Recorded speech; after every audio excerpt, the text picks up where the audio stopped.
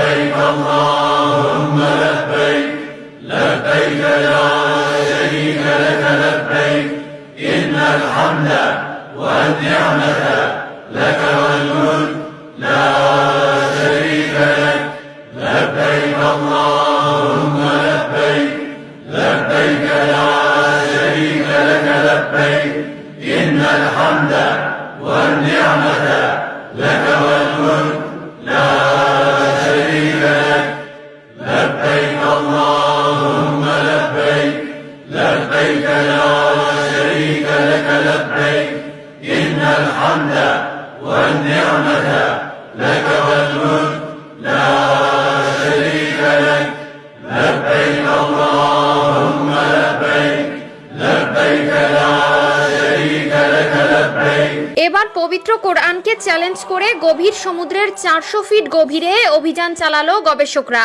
পবিত্র কোরআনে মহাসমুদ্র নিয়ে যা বলা রয়েছে তা প্রমাণ করার জন্য এবং সত্য মিথ্যা যাচাই করার জন্য চালানো হয় এই অভিযান।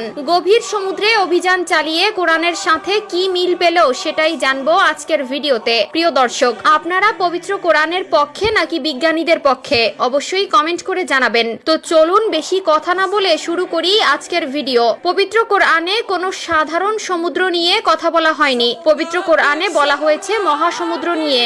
সমুদ্রের গভীরে কি রয়েছে, সমুদ্রের গভীরে একটা মানুষের জন্য কতটা বিপজ্জনক এবং সমুদ্রের তলদেশ আল্লাহ কিভাবে সৃষ্টি করেছেন, কিভাবে সমুদ্রের গভীরে প্রাণের সন্ধান রয়েছে, সবকিছুই পবিত্র কোরআনে উল্লেখ রয়েছে। কোরআনে বলা হয়েছে গভীর সমুদ্রের তলদেশে প্রাণের সন্ধান রয়েছে। বিজ্ঞানীরা গবেষণা করে দেখেছেন গভীর সমুদ্রের গভীরে এক ধরনের পোকা বসবাস করে যা কখনোই এত ছোট প্রাণীর পক্ষে বসবাস করা সম্ভব নয়। গভীর সমুদ্রের 400 ফিট গভীরে গেলে একটা মানুষের হৃৎপিণ্ড ফেটে যাবে, কিন্তু এই পোকা 1000 ফিট গভীরে বসবাস করে। বৈজ্ঞানিক গবেষণায় ওই যে কোরআনে উল্লেখিত অন্য একটি বিষয় হলো দুটি সাগরের পানি একে অপরের সাথে মিশে না। পবিত্র কোরআনে বলা হয়েছে তিনি প্রবাহিত করেছেন দুই জলরাশিকে, তাদের উভয়ের মধ্যে রয়েছে এক ব্যবধান যা তারা অতিক্রম করতে পারে না। সূরা আর রহমান আয়াত 19-20। আর বিজ্ঞান বলছে এক নদীর পানি মিষ্টি হওয়ায় ও অন্য নদীর পানি লবণ হওয়ার জন্য একে অপরের সাথে কখনো মিশে না।